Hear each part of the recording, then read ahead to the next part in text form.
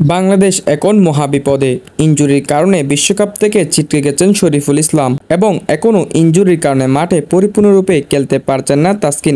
দর্শক, টি-20 বিশ্বকাপ 2024 বাংলাদেশের দল ঘোষণা করে বিসিবি, যেখানে বর্তমানে সবচেয়ে বড় বিপদে রয়েছে বাংলাদেশের পেস বোলিং অ্যাটাকে। বর্তমান সময়ে বাংলাদেশের ভয়ানক পেস বোলিং অ্যাটাকে রয়েছে মুস্তাফিজুর রহমান, শরীফুল ইসলাম ও তাসকিন আহমেদ। তাদের তিনজনের হাতে চেপে থাকে একাধিক রান, কিন্তু দিন শেষে কপালটা পড়ল বাংলাদেশের। দল ঘোষণা করার আগে থেকেই তাসকিন আহমেদ ছিলেন ইনজুরির মধ্যে, তবুও তাকে দলে রাখা হয় গুরুত্বপূর্ণ বোলারের দিক থেকে। জাতীয় দলের সাবেক কোচের মত অনুযায়ী টি-20 বিশ্বকাপের মধ্যে সেরে উঠতে পারেন তাসকিন, কিন্তু এখনও পরিপূর্ণরূপে সেরে উঠতে পারেননি। কোচের মতে 5 তারিখ তাসকিনকে বোলিং করানো হবে। যদি সম্পূর্ণ ফিট থাকে তাহলে খেলানো হবে 8 তারিখ প্রথম টি-20 ম্যাচ শ্রীলঙ্কার বিপক্ষে, যা এখনও অনিশ্চিত। অন্যদিকে আরও একজন গুরুত্বপূর্ণ বোলার শরীফুল ইসলাম ইনজুরির মধ্যে পড়ে গেছে। প্রস্তুতি ম্যাচে ভারতের বিপক্ষে হার্দিক পান্ডের শটটি আটকাতে গিয়ে হয়ে যায় ইনজুরি। তার হাতে করা হয় 6টি সেলাই, তাই প্রথম ম্যাচে নিশ্চিত বাদ শরীফুল ইসলাম। তবে এখনও সংশয় যে টি-20 বিশ্বকাপ 2024 খেলতে পারবেন কিনা। যদি তাসকিন ও শরীফুল ইসলাম ম্যাচ থেকে ছিটকে যায়,